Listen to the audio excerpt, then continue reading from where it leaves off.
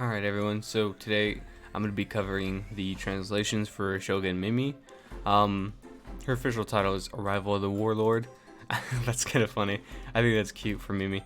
I'm going to be going over her everything here basically, and what she's basically capable of, and what you can do with her. And yeah, and then we'll save Hetero for the actual event video. I usually do both units like in the same video, but I'm actually just going to save him for the actual weekly event, or whatever you want to call the event. So yeah, I guess we'll just jump right into it.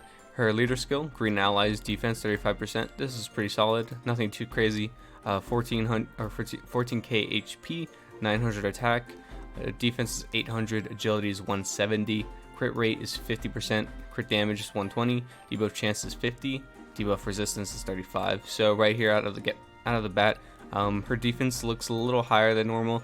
Her agility is insane. Then we have a solid debuff chance again with a solid normal 50 to 120, crit rate and crit damage. Her attack is a little bit on the slow side, but you definitely want this girl for her utility. Her basic 400% physical attack, a single enemy with a 100% chance to inflict distraction for 2 turns. So this is a single target distraction.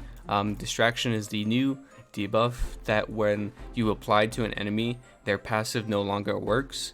So it is basically what makes this character so good. But not this alone, it is the fact that it is comboed with her skill 2, physical attack all enemies with 250% power, a 100% chance to inflict distraction and reduce attack and defense for 2 turns.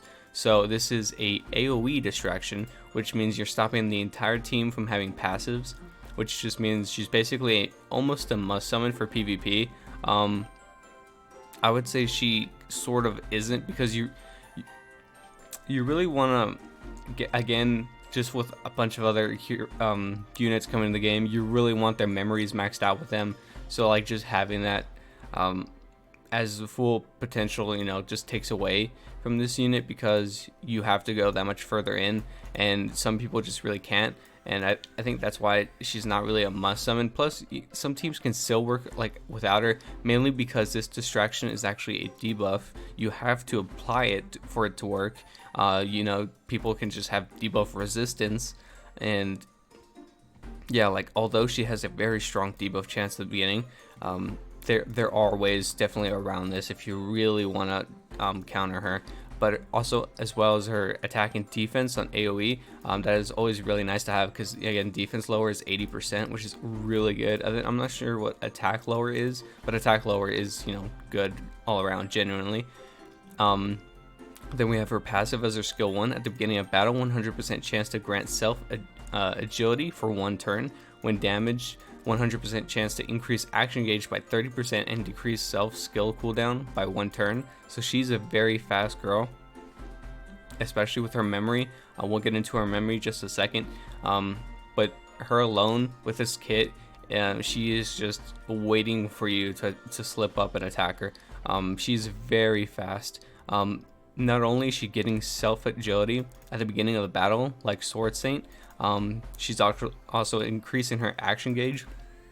So the way this works is action gauge is what causes you to actually take the turn, and your agility is what speeds up that action gauge to be filled faster. So having actual action gauge be increased, especially by 30%, is really solid whenever she's attacked.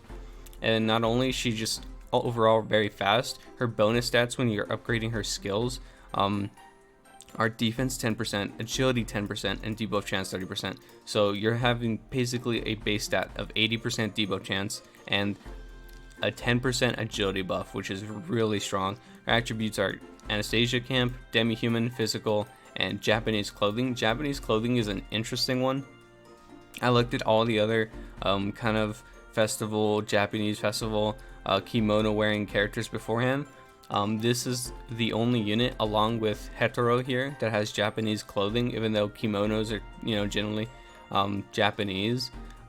These guys actually don't have anything to do with their, any tags with anything to do with their outfits, except for, I believe it was Anna. Yeah, Anna has a kimono tag, but Julius doesn't. So this is very odd, especially when you see that Krush is literally wearing a kimono, and she doesn't have anything to do with that. So I don't know what they're really getting at.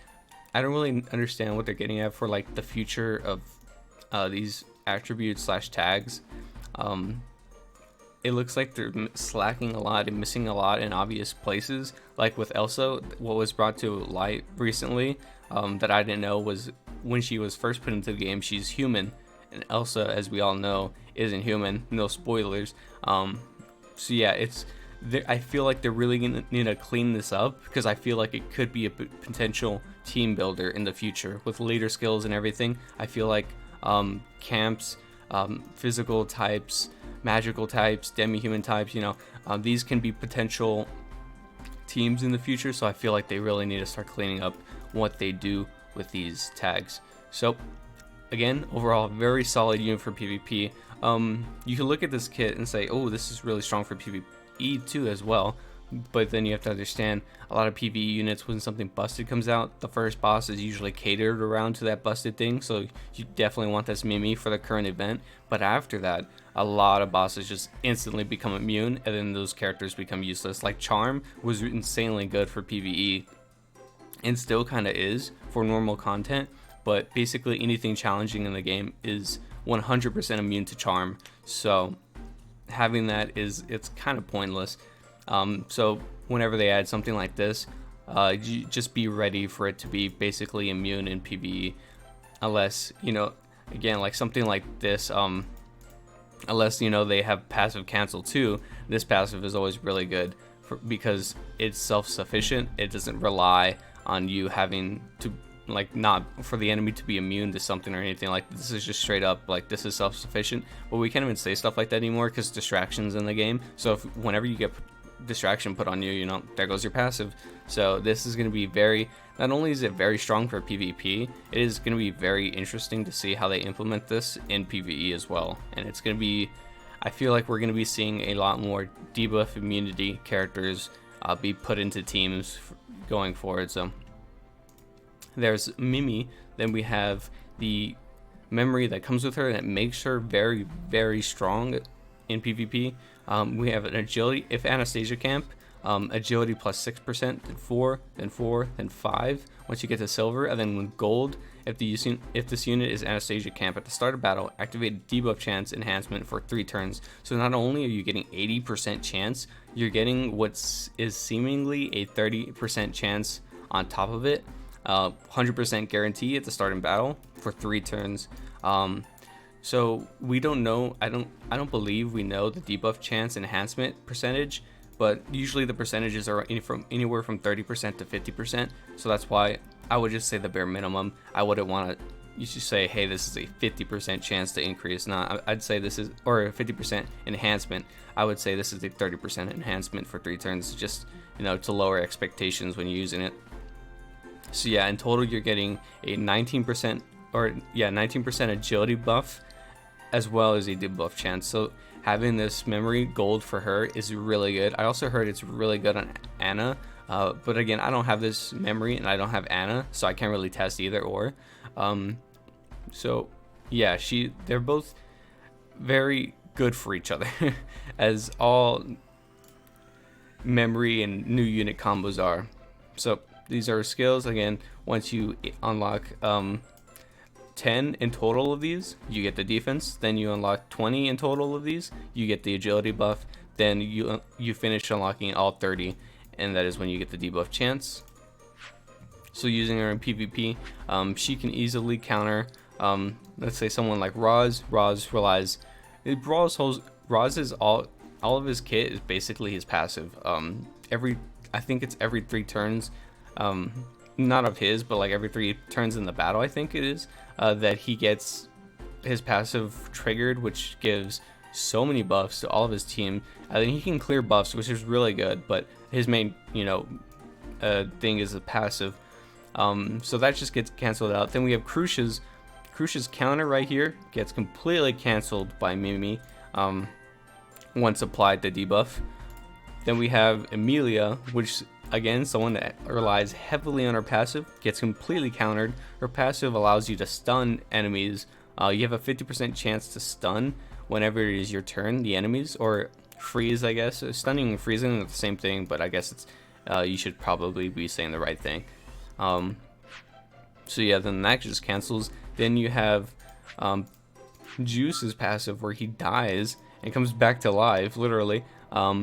If the debuff is on him, he dies. He does not res. I believe. I think I've seen people test it.